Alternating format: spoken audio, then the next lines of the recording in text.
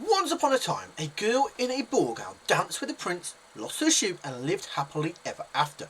Simple, timeless, perfect. Disney told that story back in 1950, and the world fell in love with it.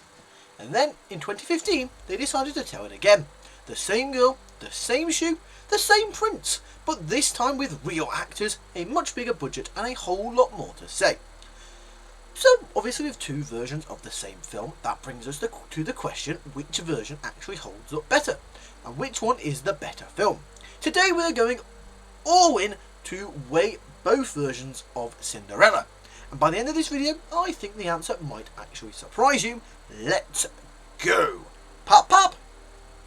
So we'll begin by looking at the animated version from 1950 and why that version still holds strong. Reason number one is that it is a work of art in the truest possible sense. The 1950 Cinderella isn't just a good animated film, it is a genuinely beautiful piece of visual art. Every frame was hand-drawn by a team of animators working at the absolute peak of their craft, and it absolutely shows. You've got the watercolour backgrounds, the fluidity of the movement, the way the light on Cinderella's dress during the ballroom scene plays out. None of it was generated by a computer, and none of it was easy. Disney poured everything into this film at a moment when the studio genuinely needed it to succeed, and that pressure produced something extraordinary. The reason it needed something to succeed was because of World War II. They'd had a bit of a dry spell during World War II because obviously there's less money to put into animation, and this was the first major one following World War II. However, because of this necessity, it meant that there's a warmth and a delicacy to the animation that no live action remake, no matter how well made it is, can fully replicate. And it doesn't just tell the story, it paints it. Reason number two is that the music is untouchable. A dream is a wish your heart makes. Bippity boppity boo. So, this is love. The 1950 Cinderella has one of the greatest soundtracks in Disney history, and that is not a small claim given the competition. These songs are not just catchy, they are emotionally precise. A Dream is a Wish Your Heart Makes does something remarkable in about 2.5 minutes. It tells you exactly who Cinderella is, what she wants, and why you should care about her, all before the plot has really got going. Bippity Boppity Boo is pure joy in musical form, and so, This Is Love is one of the most genuinely romantic pieces of music the studio has ever produced. The 2015 film has Patrick Doyle's score, which is lovely, but it doesn't have songs, and in a Cinderella story, that absence is felt bad. Reason number three is that it does more with less. The 1950 film is 74 minutes long. 74 minutes. It introduces a character, builds a world, establishes stakes, delivers magic, delivers heartbreak, delivers a resolution, and wraps the whole thing up in just over an hour. That kind of economy is a skill, and it is a skill that is genuinely quite rare. There is no fat on this film. Every scene in it earns its place, every moment moves the story forward or deepens your connection to the characters.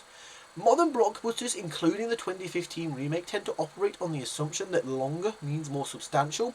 The 1950 Cinderella is a quiet argument against that assumption.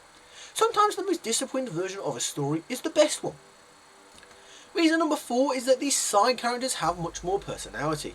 You've got Jacques and Gus, you've got Lucifer the cat, you've got the Grand Duke bumbling his way through every scene that he is in. The 1950 film is packed with supporting characters who are vivid, who are funny, and are memorable in their own right. The mice in particular are full characters. They have their own subplot, their own comedy moments, their own genuine investment in Cinderella's fate. They make the dress. They're the ones who save the key. They matter. In the 2015 version, the comic relief characters are present, but are considerably flatter.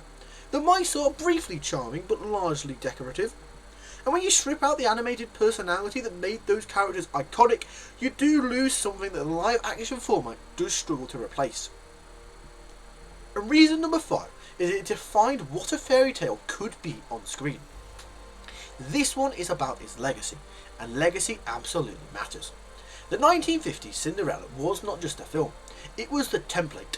Before it, no one had quite figured out how to make a fairy tale and make it work as a feature-length animated experience in the way that Disney had managed to do with Snow White. Cinderella refined and perfected that formula.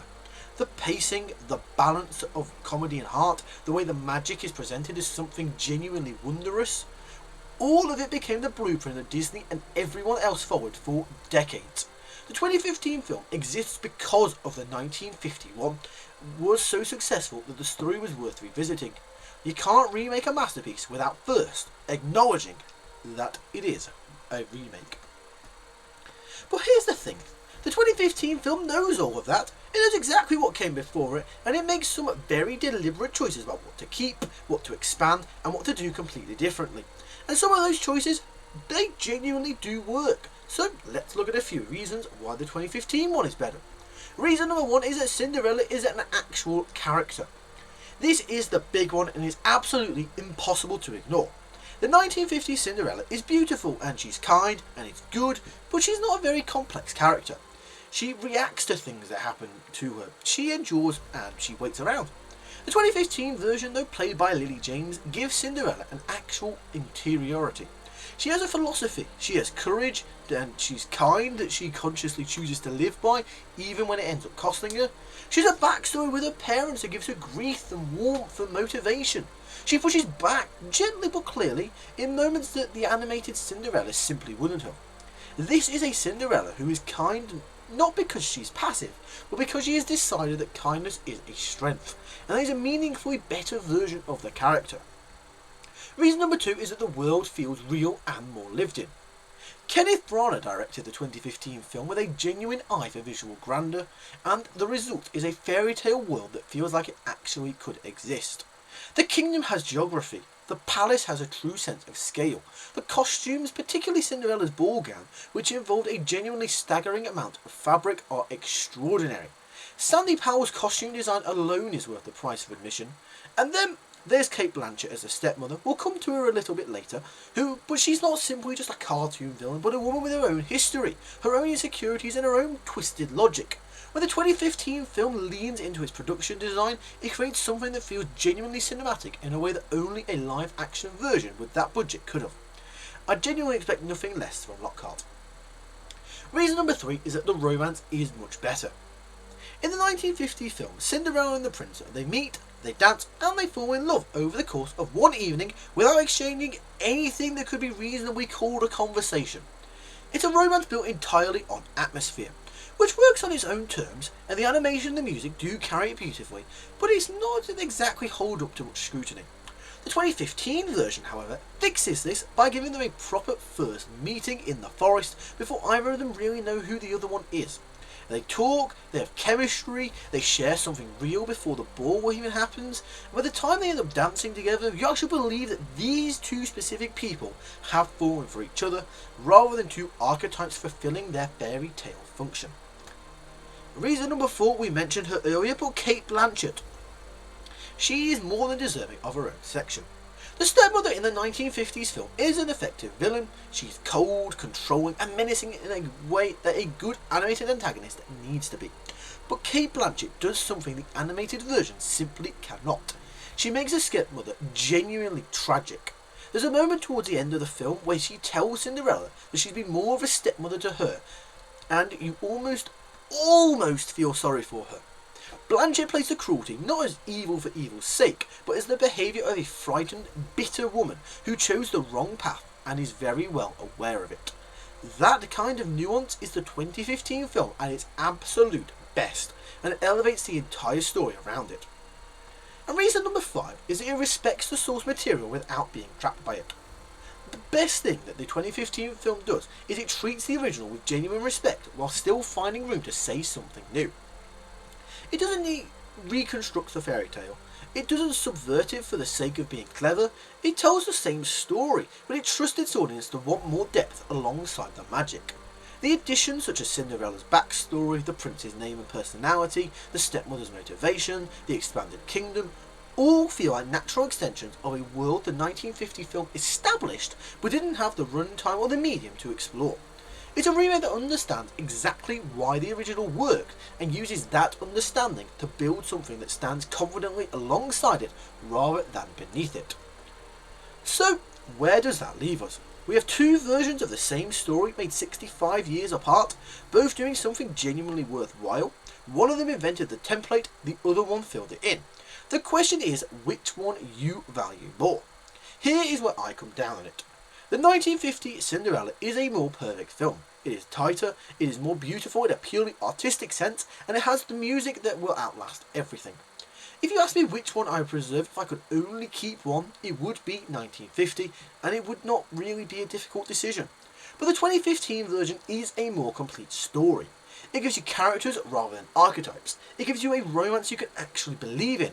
It gives you a Cinderella who earns a happy ending through conscious choices rather than just passive goodness. And that matters in a way that is really quite hard to dismiss. The 1950 film makes you feel something. The 2015 film makes you think about it. And honestly, the fact that Disney managed to revisit one of their most iconic films and produce something that genuinely adds to it rather than just cashing in on nostalgia like pretty much all their other live action remakes, that is a thing worth appreciating in its own terms. If you want pure magic, then watch the 1950 one. If you want a fairy tale that has something to say, watch the 2015 one. Personally, I'd stick with the 1950 one.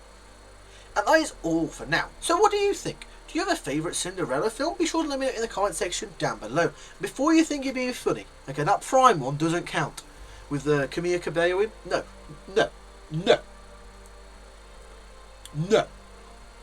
However, if you have enjoyed this video, then be sure to give it a thumbs up and click the subscribe button if you are new around here. That is all for now, so I'd like to thank you for watching, and we'll see you later. Pop pop!